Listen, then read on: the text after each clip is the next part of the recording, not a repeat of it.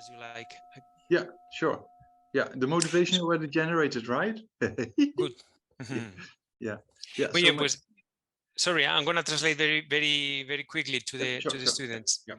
Bien, pues nada, Gisela se disculpa por el retraso, ha estado ocupado hasta ahora mismo guiando otras meditaciones en otro curso y nos pregunta si ya hemos aprovechado para establecer una buena motivación y así empezamos sin pérdida de tiempo a responder a las preguntas. Ya. Yeah, so generate correct motivation. Trata de generar una gran motivación.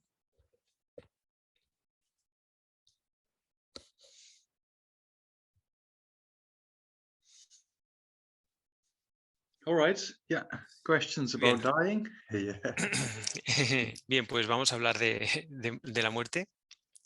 Okay, so Gisela, I will read the question in Spanish for the people and then I'll read it in English for you.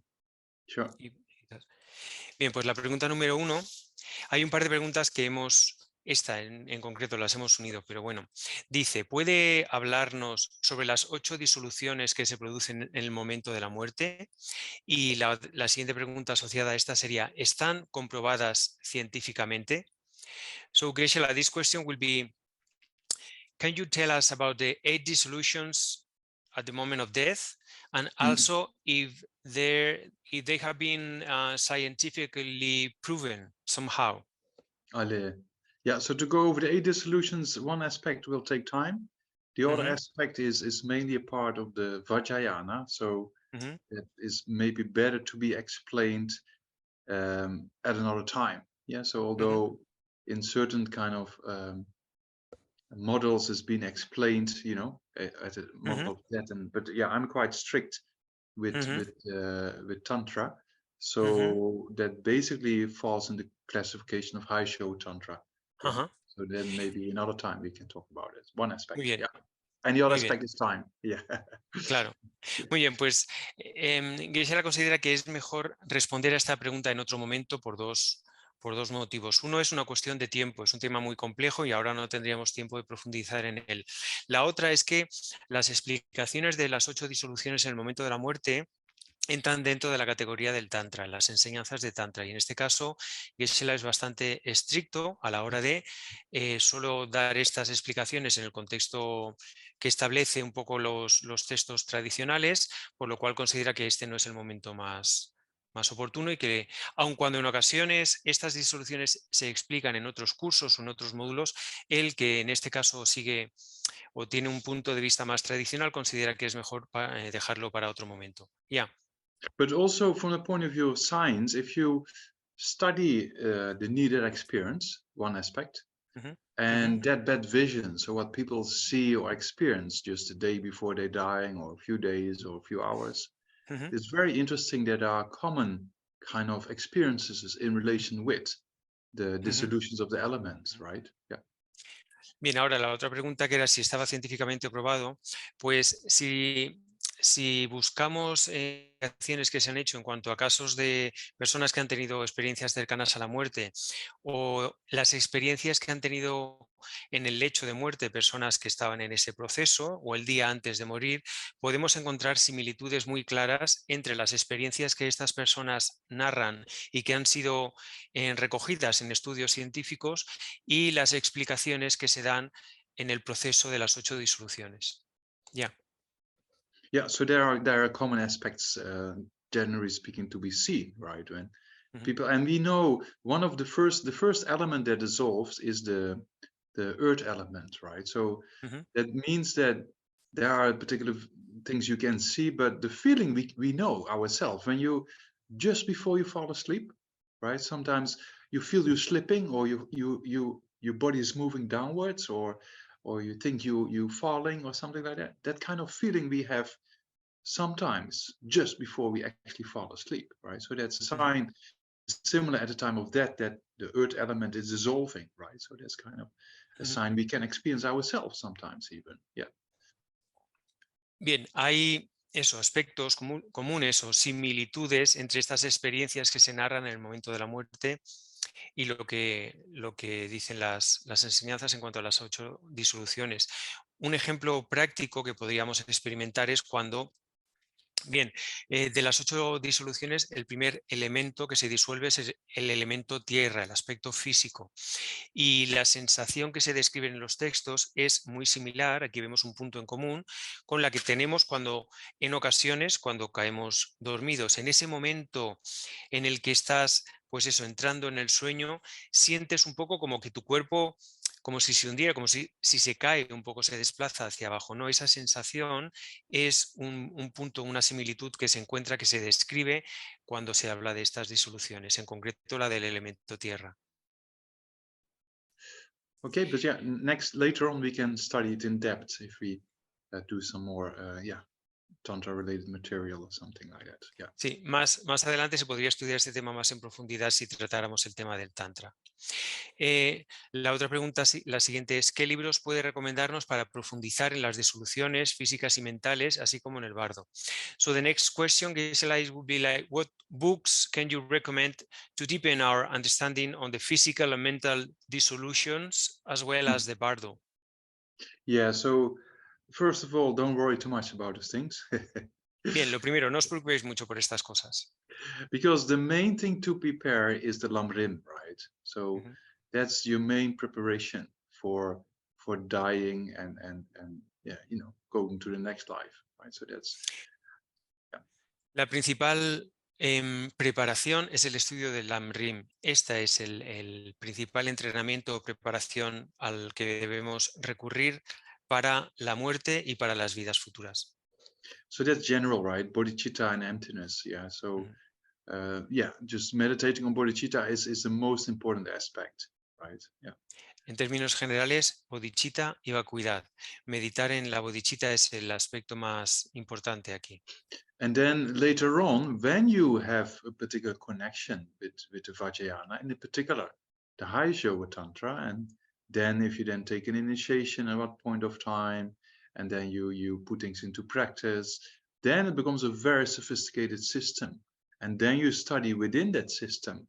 You study that process with 8 dissolutions and the intermediate state and how to use it all into the path. And that's of course a very sophisticated system.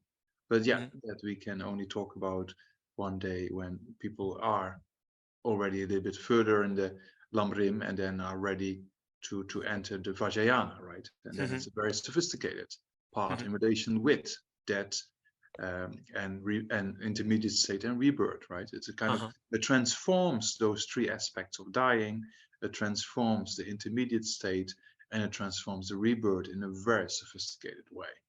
So that's yeah, we can do it another time. Yeah.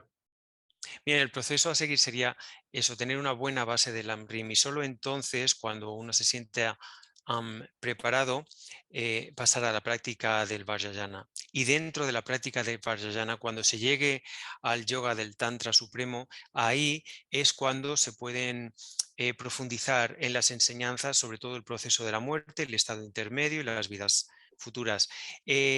Es el proceso que hay que seguir primero. La preparación la conseguimos a partir del LAMRIM, fundamentalmente bodhicitta y vacuidad. Y solo después, cuando se ha establecido esta conexión con la práctica del Tantra, específicamente con el Tantra del Yoga Supremo, es cuando se puede aprender y además poner en práctica los mecanismos o los procesos para incorporar tanto el proceso de la muerte como el bardo, como la siguiente vida en el camino y transformarlos. Ese sería un poco el procedimiento a seguir. Ok, so next question. Yeah. La siguiente pregunta, las disoluciones que se dan en el momento de la muerte y las visiones en el bardo son diferentes en un practicante tántrico que acaba de comenzar, en uno que ya tiene cierta experiencia y en uno avanzado. So the question is, the experience regarding these dissolutions and the visions during the death process and the bardo, are they different depending on the level of expertise, let's say like that, in a tantric practitioner, in a beginning or middle or advanced one? Are they different in each of the cases or are pretty much the same? Generally speaking, the 8 dissolutions they don't change, right? They only are recognized better. The more you advance. So the more you advanced are I am, then you also can produce them in the practice itself. You can, you know, you can dissolve certain kind of energies and minds that produces this kind of dissolutions, right? Because you train in the waking state, you train how to produce subtle states of consciousness like that, Mhm. right? And how to use the dream body. So you actually engage in very sophisticated practices to transform that all before you die, right? Mhm. So then if you very well trained, then at the time of death, you will definitely be able to transform it. If you can transform it when you dream and you can transform the whole thing, then you can definitely do that at the time of death. So that means that the whole sophisticated system of the Vajrayana helps us to train and then use the time of death as a meditation. And then the dissolutions, they will be remain the same. Yeah, the dissolution doesn't matter from the point of view of a lesser or advanced practitioner, but to recognize it for an advanced Mhm. practitioner is easier, right? Yeah, Mhm. the recognition Sí. for an advanced practitioner. Em, bien. Uy, muy bien. Bien, básicamente las experiencias de las disoluciones o las visiones que se tengan a continuación no cambian. Lo que cambian es en función del nivel de práctica y de desarrollo de quien las esté experimentando en ese momento, su capacidad de reconocerlas. Eso es lo que varía.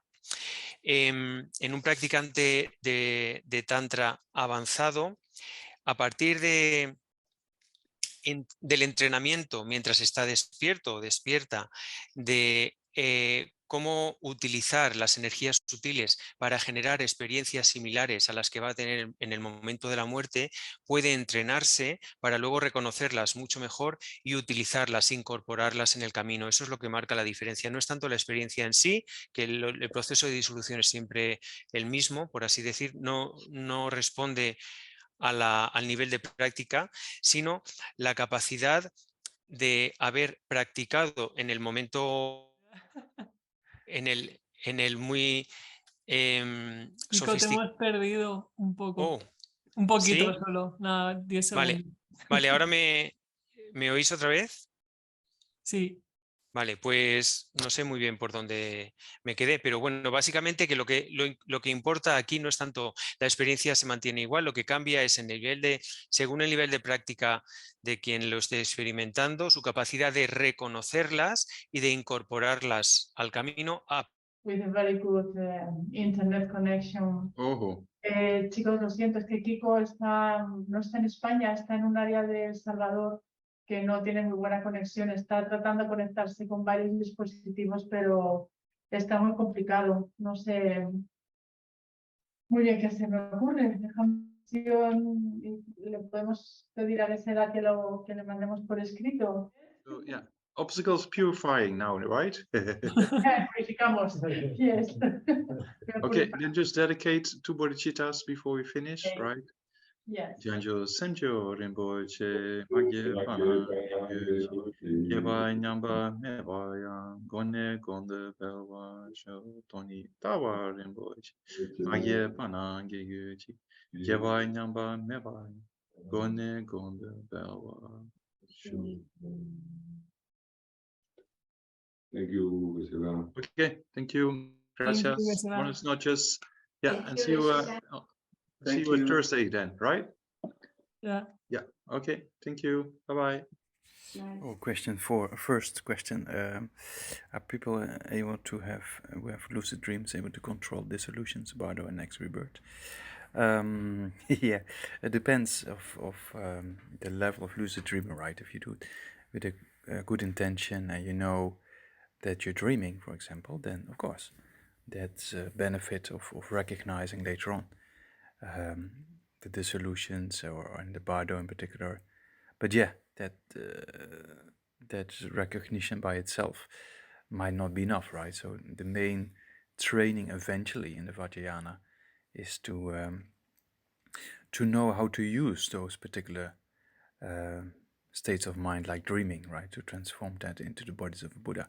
But yeah, definitely, if you have lucid dreaming, then you can recognize later on, but that should be supported with mind training, right? That you, with a good intention of bodhicitta, and then recognizing the bardo, for example, then of course you go the right direction.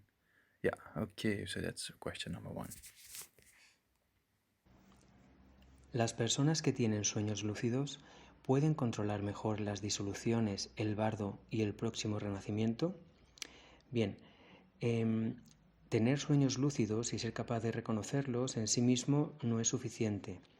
El entrenamiento en Vajrayana apunta a ser capaces de utilizar estos determinados estados mentales, como por ejemplo el que se tiene durante el estado del sueño, para ser capaces de generar los 3 cuerpos de un Buda. Pero bueno, en definitiva, es bueno tener estos sueños lúcidos y ser capaz de reconocerlos, pero deben combinarse siempre con un buen entrenamiento mental y con bodhicitta. Si es así, vas en la buena dirección. Question 2. If life continues after life, why is the fear for death so deep in us? Yeah, because we grasp to permanence, right? We don't remember the previous life, for example. So our memory here is very limited, and yeah, so we from childhood onwards we get so into this life only, and then grasp to permanence. And you see even people who do remember previous lifetimes, that they start forgetting it, when they get 6 or 7 years old. So that means then after that period we just see this life as more important, and then only busy with this life without thinking about anything else. And that of course causes us to have fear, because then we grasp to permanence again, right? Yeah, because we haven't realized, that's the thing, we haven't realized impermanence. Yeah, although we have experienced a few times, but we forget. So if you forget and you haven't realized it, then of course you grasp again to permanence. No? Okay. Si la mente continúa vida tras vida, ¿por qué es tan profundo en nosotros y nosotras el miedo a la muerte? Bien, pues es porque nos aferramos a la permanencia. No recordamos vidas pasadas, por ejemplo. Nuestra memoria es muy limitada. Ya desde la infancia estamos totalmente metidos en esta vida, aferrados a todo como si fuera permanente. Incluso la gente que recuerda vidas pasadas, después de que cumplen 7 u 8 años, lo olvidan y a partir de ahí solo se enfocan en esta vida sin pensar en nada más. Eso es lo que genera ese miedo, porque nos aferramos a la permanencia. No hemos realizado, comprendido, incorporado la impermanencia, aunque la hayamos experimentado antes. Then question about the 6 bardos. That is question number 3. The 6 bardos mainly comes from the Nyingma tradition. Then talks the bardo of this life, then the painful bardo of dying, right, the actual dying process, and then the luminous bardo of the Dharmadhatu, or the clear light mind of dying, yeah, and then the bardo of becoming, of the bardo body, so to say, and then bardo of meditation and the bardo of dreaming. Yeah, so that's referring to different types of bardo. Bardo means in between, right? The meaning of bardo, Tibetan term bardo, means in between. Yeah, so that can be, in this life, for example, in between 2 or other lives. Yeah, that can be considered as a bardo, or of the dying process, or the actual clear light mind by itself, which is between dying and actually having passed on, right? And then the karma of becoming, of establishing the bardo body. And then the bardo of meditation, the meditation session is in between, non-meditation, right? So, and the bardo of dreaming is kind of a dreaming in between waking and sleep consciousness, yeah, of non-dreaming consciousness. So bardo just means in between, right? In between states. Yeah, so that's why we talk about in Nyingma tradition, for example, those 6 bardos just mentioned. But generally speaking, in the general context, bardo means in between 2 lifetimes. Yeah, so that's the intermediate state where we talked about. When you die, you go into the bardo and then you are reborn. Yeah, so in most cases, we refer to that particular state of bardo. Yeah, Okay.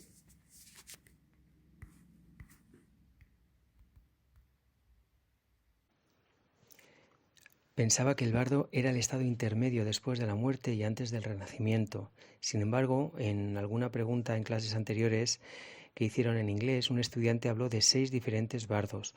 ¿Cuáles son estos 6 bardos y en qué consisten? Bien, estos 6 bardos se definen o se describen principalmente desde la tradición Nima. Se refieren al bardo de esta vida, después al bardo doloroso de morir, en tercer lugar al bardo luminoso o dharmadhatu o de luz clara en el momento de la muerte. El cuarto sería el bardo del llegar a ser, del tener un nuevo cuerpo. Luego está el bardo de la meditación y en sexto lugar el bardo del sueño. Estos son diferentes tipos de bardo. Bardo significa entre dos cosas o entre dos estados. Ese es el término tibetano al que hace referencia esta palabra. Entre esta vida y la siguiente, por ejemplo. O si es en el proceso de la muerte, pues entre la vida y la muerte definitiva. O el bardo de la meditación, que se refiere a ese estado entre periodos de no meditación. O el bardo del sueño, que sería entre los estados o los periodos de vigilia con la mente despierta y los estados del sueño. En general es la definición que se hace desde la tradición Nima, pero al bardo al que nos solemos referir en términos genéricos es a ese estado, ese espacio entre dos vidas, entre la vida actual y la vida posterior o renacimiento. Question number 4, yeah, it's all about the bardo. So question number 4, what happens with the mind during the bardo? So one has visions and all kind of things that happen, right? So it's very similar to the dream state, and sometimes you have pleasant dreams, sometimes you have unpleasant dreams, and yeah, for an ordinary being like us, then it's just by the power of karma and afflictions, right? So very similar as the dream. We don't have really control over the dream, what we dream or what we like to dream before we go to bed, you know. So that means that it's just by the power of cause and conditions of karma and afflictions. Yeah, so that's beyond our control, so to say. And it can be pleasant or unpleasant, same as our dreams. Yeah, okay. ¿Qué sucede con la mente durante el bardo?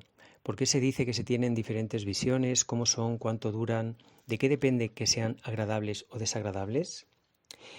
Bien, las experiencias en el bardo son muy similares a los sueños, que a veces son agradables o a veces desagradables. Y para personas normales, como nosotras, se dan bajo el control del karma y las aflicciones.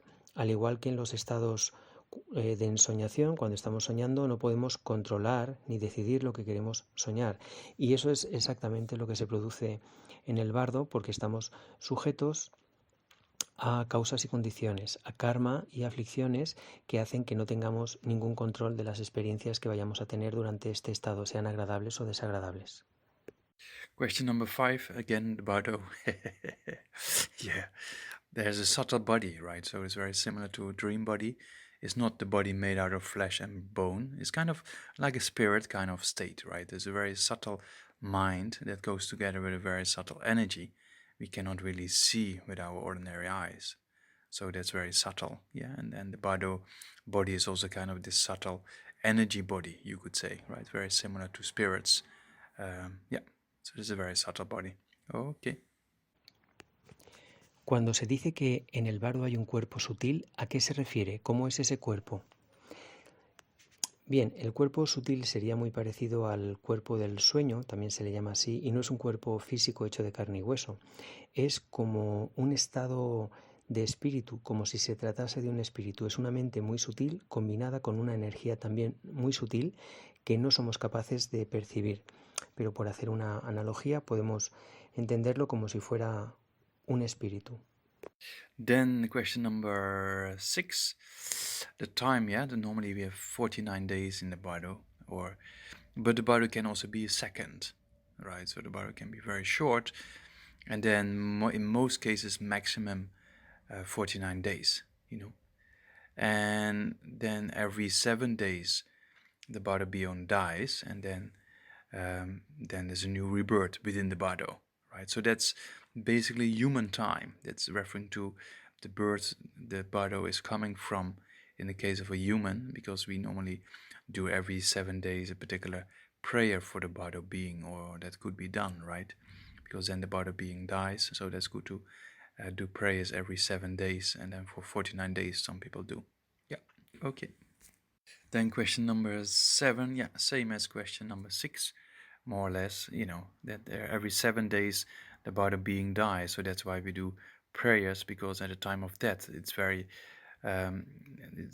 very fragile, you could say, right? It goes to another rebirth. So if you do prayers at that time, that has great influence on the future rebirth. Yeah, and why it's not 8, 9, or 10?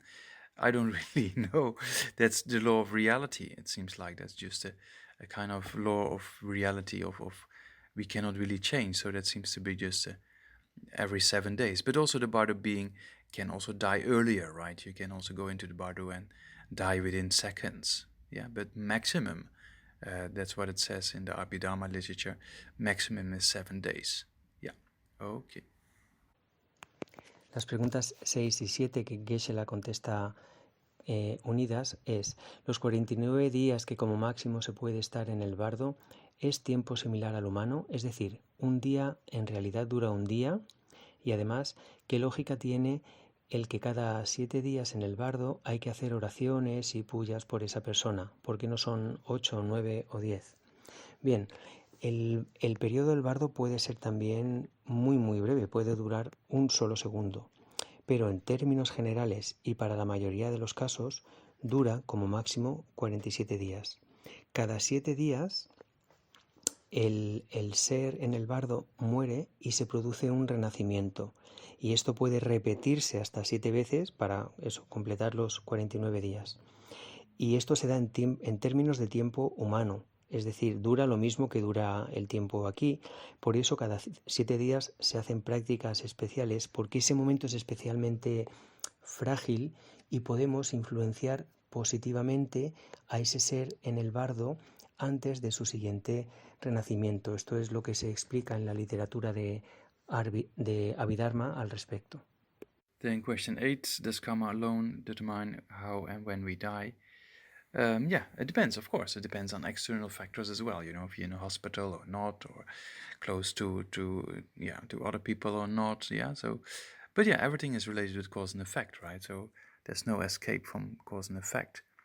So how you die, and yeah, we can create the right causes for a peaceful death if you live a good life and try to practice bodhicitta. Then you create the right karma, right? To die, and then how you die is also created by this habituation of understanding death, and then you're more relaxed at the time of death and less fear, and then with bodhicitta the mind gets more positive, right? So that's just a habituation we build up now, and that habituation is also karma, right? It's kind of cause and effect being created, right, for the future. Okay. ¿Solo nuestro karma determina cómo y cuándo vamos a morir? Bien, depende también, además de esto, de factores externos, por ejemplo, de si estamos en un hospital o no, o de si nos acompaña gente conocida o estamos a solas. Todo depende de una relación de causa y efecto. Podemos crear en esta vida las causas para tener una muerte en paz, practicando una vida basada en la moralidad y generando bodhicitta.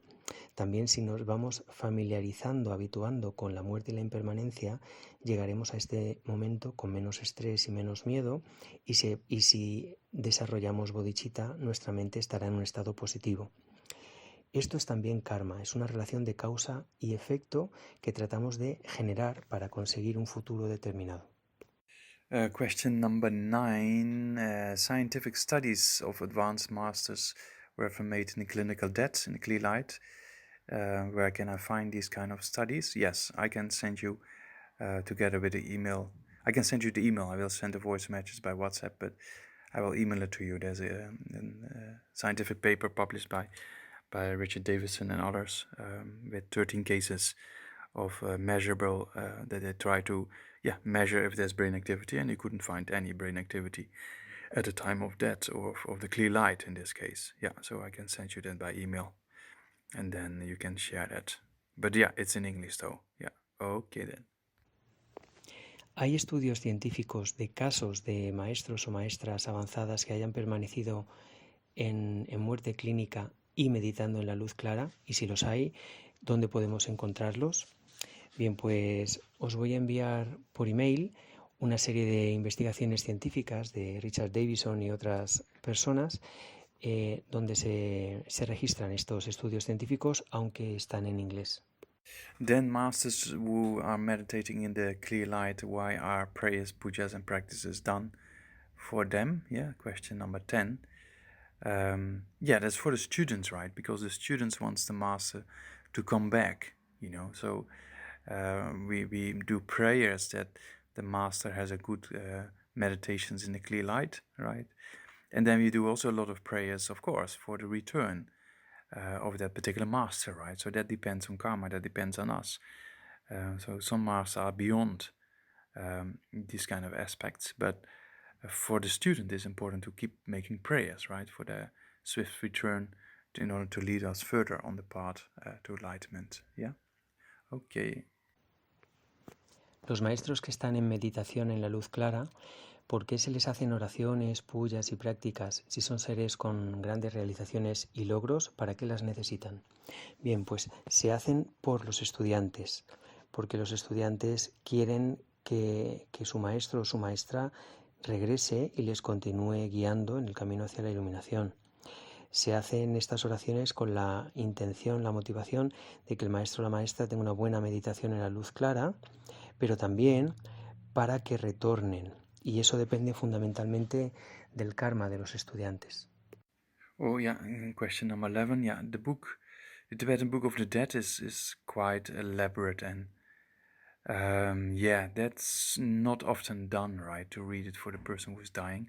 It's most important for us is that a person generates a positive state of mind, right? If it's a Buddhist, we can put some images of their teachers around them, yeah. If they're not Buddhist, we can have some similar images for what they find inspirational kind of people, you know, and then try to enhance positive states of mind. Yeah, so for Buddhists, we try to enhance bodhicitta. Yeah, for non-Buddhist, we try to enhance other positive states of mind. So the Tibetan Book of Death, that's quite elaborate and can be read, but that's a lot of that's not that easy, you know. But other things you can read is reciting mantras or reading other kind of sutras or medicine Buddha practice, for example, you know. So that other things that can be done, right? Or just reading all kind of inspirational prayers like the King of Prayers, for example, you know. So that has also a good effect on the person who's dying, so to say. Okay.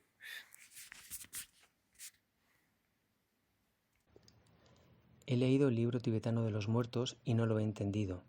¿Cómo y en qué momento hay que leérselo a la persona que está muriendo? ¿Es un libro solo para entendidos o se puede leer íntegramente frente a una persona que ha fallecido? Bien, este libro es demasiado elaborado y normalmente no se lee a las personas que están en el proceso de muerte. Lo más importante es conseguir que esa persona que está muriendo genere un buen estado mental. Si es budista, se le puede, ayudar con imágenes que le resulten inspiradoras. Si no es budista, con cualquier otra imagen de seres queridos o de, en fin, personas o seres que le resulten agradables, que le inspiren y le ayuden a tener un buen estado mental. Como budistas podemos recitar, si esa persona también es budista, claro, pues recitar mantras, leer sutras, hacer la práctica del Buda de la medicina, leer algunas oraciones, por ejemplo, la reina de las oraciones.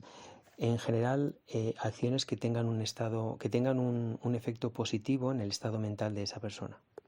Question number 12. Yeah, if a person who is on the spiritual path and later on developed some neurodegenerative diseases, you know, that's sad, but that doesn't mean, you know, that there's a study where it talks about terminal lucidity. Yeah, that's a kind of a study that the clarity of the mind can come back at the time of death, you know. So that's one possibility. Even a person who has brain tumor or Alzheimer, or still then before that has practiced a lot of Dharma, and then just before dying, the clarity can come back in certain cases, right?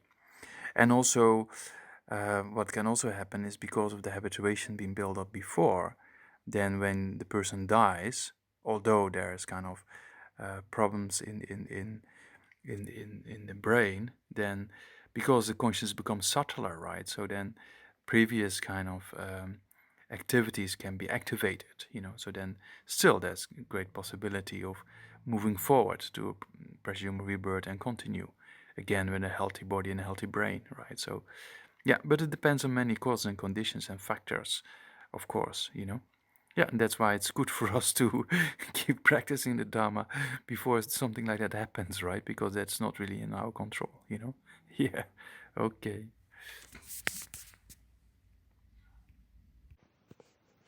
En una persona que transita el camino espiritual desde hace tiempo, ¿qué ocurre con el desarrollo de su mente cuando comienza a sufrir una enfermedad neurodegenerativa progresiva que le lleva a la muerte en unos años? ¿Cómo puede esa persona encontrar la paz en el momento de la muerte si unos años antes no es capaz de practicar el Dharma? Bien, pues aquí hay varias posibilidades. Hay un estudio sobre un término que se llama lucidez terminal, que demuestra que hay casos en los que justo antes de morir, personas con grandes enfermedades neurodegenerativas recuperan la claridad mental y tienen una muerte pues acorde a ese estado de lucidez. También se puede dar que a partir de haber construido una habituación a la práctica del Dharma anterior, a pesar de que haya un daño cerebral, dado que en el proceso de la muerte se activan mentes más sutiles, esta persona puede conectar, por así decir, con hábitos mentales anteriores a los que se ha ido familiarizando con su práctica y seguir adelante en su siguiente renacimiento con un renacimiento afortunado, con un cuerpo y una mente sanas. Es difícil decir lo que va a pasar, depende de muchas causas y condiciones, de muchos factores. Lo mejor, desde luego, es practicar cuanto antes para, en fin, prepararnos, ya que una situación así está fuera de nuestro control. Then question 13, suicide. Yeah, that's always a bit tragical and sad. Yeah, generally speaking, suicide is not kind of positive karma, as we say, right? So it's ending life. So that's not positive, in general. But yeah, all kind of things can happen, right? So the mind can still, based on previous habituation patterns, can still be generated if the person is strong in that regard, or when the conditions are ripe for that to happen. Yeah, so it depends on individual cases, right? It's not really per definition that whoever commits suicide necessarily goes to bad rebirths or something like that. That doesn't have to be the case, And then also for those who are left behind, it's important to do prayers, right, for the period of going into the bardo and then being in the bardo, and then still, because of that positive attitude we have, because bardo beings can see, and they have a certain form of clairvoyance, so they can see if we're doing prayers for them, and that can have a positive effect again, But yeah, it's kind of a sad situation with suicide, so various things can happen depending on cause and effect relationships, previous habituation patterns, and the way the person commits suicide and the state of mind at that time, So yeah, it depends on many causes and conditions to see which direction that consciousness will go. Yeah. Okay. ¿Qué ocurre cuando se produce un suicidio?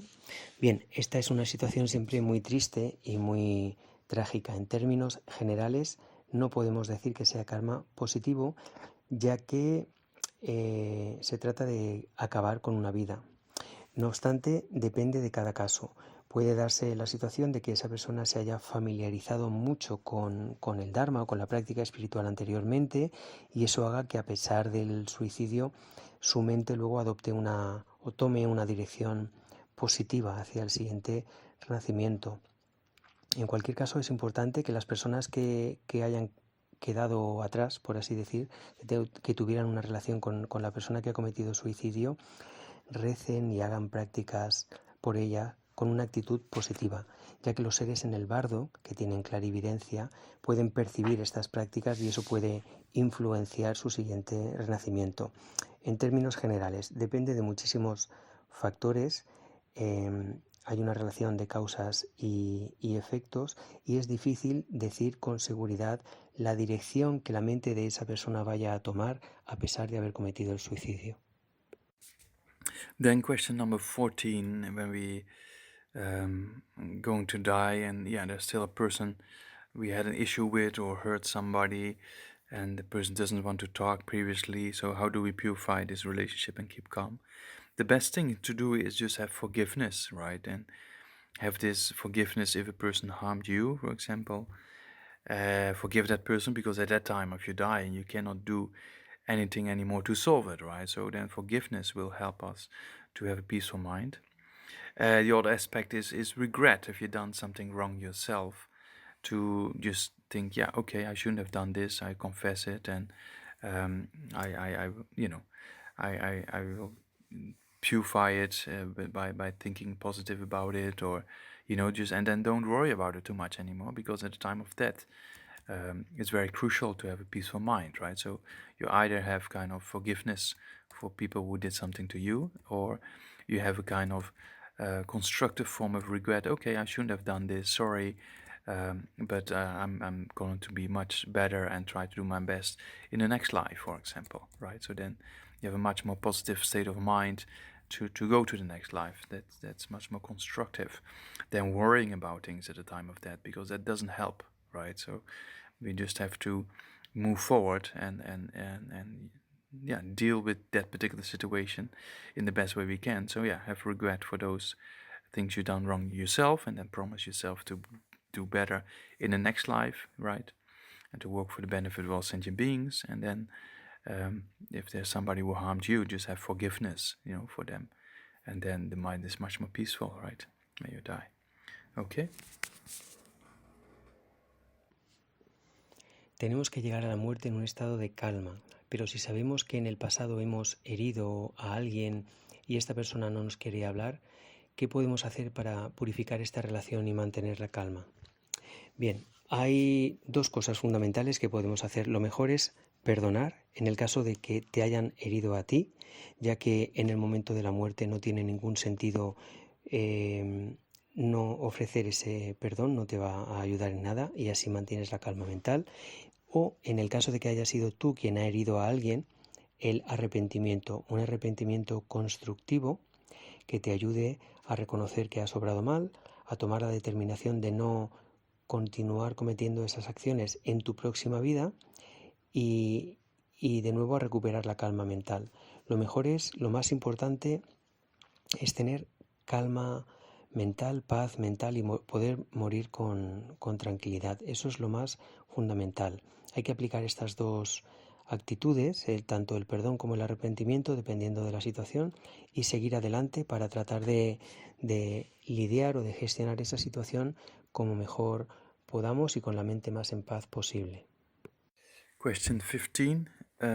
If you sometimes feel a strong energy around you, or when that also is accompanied by a smell of a particular person or a deceived loved one, could be that when a person just passed away and is in the bardo, could be, or have taken a rebirth in a kind of spirit realm or something like that. That could be the case, but it can also just be a mental fabrication, right? That because we think about a person again and again, and that causes us to, generate all kind of mental images in our consciousness, right?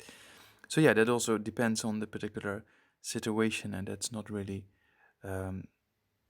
for everybody the same, right? So it depends on, and some people can have some kind of communication, and some people it's just an imagination, or so it depends on the individual, right? So I cannot say that's the case for sure, or that's not the case, right? It depends on the individual who has that particular experience. Okay. A veces noto una fuerte energía a mi alrededor. Cuando esa energía va acompañada de un olor que me recuerda a algún ser querido fallecido, ¿esto es así? ¿Supone una presencia o es una fabricación mental? ¿Qué hacer cuando siento esta energía? Bien, podría darse el caso de que se tratase de la presencia de alguien que ha muerto recientemente o que está en el bardo o que ha renacido como espíritu. Pero también puede ser sencillamente una fabricación mental, porque pensamos reiteradamente en esa persona y eso nos genera imágenes mentales en nuestra mente y por tanto sería una creación nuestra. Es difícil decir de qué se trata, depende de cada persona y de cada caso. En algunos casos puede ser un cierto tipo de comunicación, pero en otros casos puede ser exclusivamente un ejemplo de fabricación mental. Question 16. If other people, at the time of that, only mental development goes on and people cannot really help you, but can other people harm you, it says, with bad energy, noises, etc. I mean, if you're dying and your consciousness is leaving, then whatever they do doesn't really influence when your consciousness is leaving the body, right? Because then it's only karma and habituation patterns that move your consciousness in a particular direction. Even the most powerful spirits or gods or whatsoever, they cannot do anything at that time because your mind is much more subtle, and then you don't have a body that can be harmed or something like that. So they cannot really harm, right? The only thing is when just before dying, then of course other people can cause you to think negative about things or something like that, right? They can say something nasty, but then just have kind of try to practice patience and try to keep your mind calm, and then they cannot really harm you, right? So you don't have to worry too much if your mind is at ease, and if your mind is in a positive state. When we try to train before we die, then there's no really a person who can harm you in any way, because it's cause and effect relationship of your consciousness, right? So nobody can harm that aspect. You can only harm a physical body or something. But for that purpose, you just have to generate a positive state of mind and habituate yourself in this life. And then at the time of death and dying, if you're Buddhist, you can take strong refuge or generate bodhicitta, and then there's no possibility really for others to harm you, right? They can irritate you, but that is just how you react. That's your mental reaction. And the mental reaction we can train, right? So we train that in this life, and then also at the time of death, we might be able to keep a calm mind, practice patience, and generate a like bodhicitta kind of attitude, and then move on very peacefully, whatever other people like to do, right? Okay then. Thank you. En el momento de la muerte no te puede ayudar nadie, solo tu desarrollo mental, pero en cambio sí pueden perjudicarte personas que tengas a tu alrededor o con su mala energía o haciendo ruido, etc. Entonces habría que aclararlo, no te pueden ayudar, pero sí podrían perjudicarte. Bien, si estás muriendo y tu conciencia abandona el cuerpo, nadie puede hacer nada para evitar eso. Ese es un proceso que depende únicamente del karma y de los patrones de familiarización mental que hayas creado. Eso es lo que va a determinar la dirección en la que se va a mover tu conciencia. En ese momento preciso ni siquiera los espíritus más fuertes o seres celestiales podrían perjudicarte. Ahora, antes de ese momento, el momento en el que la conciencia abandona el cuerpo, la gente que tengas alrededor sí podría alterarte o irritarte de muchas maneras. Lo que debes hacer ahí es no permitirlo, que tu mente no se altere, no se irrite, y en ese caso no hay daño posible. Por eso debemos entrenarnos con anterioridad. Podrían dañar nuestro cuerpo, pero no podrían dañar nuestra mente si sencillamente la mantenemos en calma y no lo permitimos. Además, si eres budista, en ese momento puedes generar refugio y bodhicitta y eso te protege. Es decir, lo que nos daña no es el que los demás nos irriten en el momento de la muerte, sino la reacción mental que tengamos ante eso. Por eso necesitamos practicar para ser capaces de mantener una mente en paz en el momento de la muerte. Question number 17, very easy answer, yes.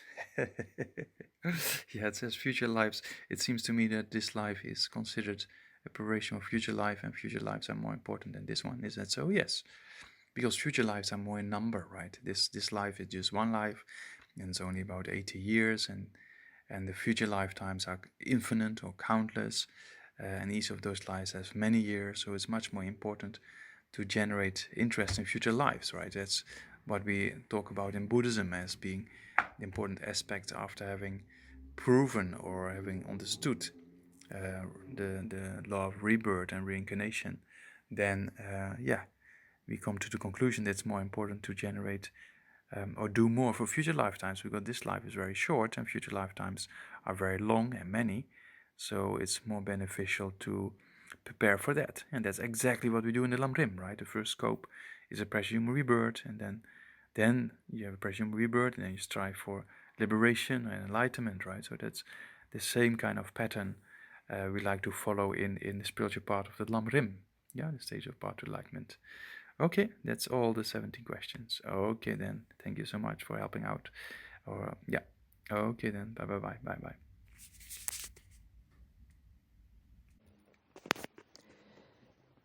Me parece que se considera esta vida como una preparación para las vidas futuras en el budismo. ¿Y significa eso que las vidas futuras son más importantes que esta? Bien, pues esta tiene una pregunta muy sencilla, que es sí. ¿Por qué? Pues porque las vidas futuras son muchísimas, incontables y puede que muy largas, y esta vida es una sola, que es relativamente corta.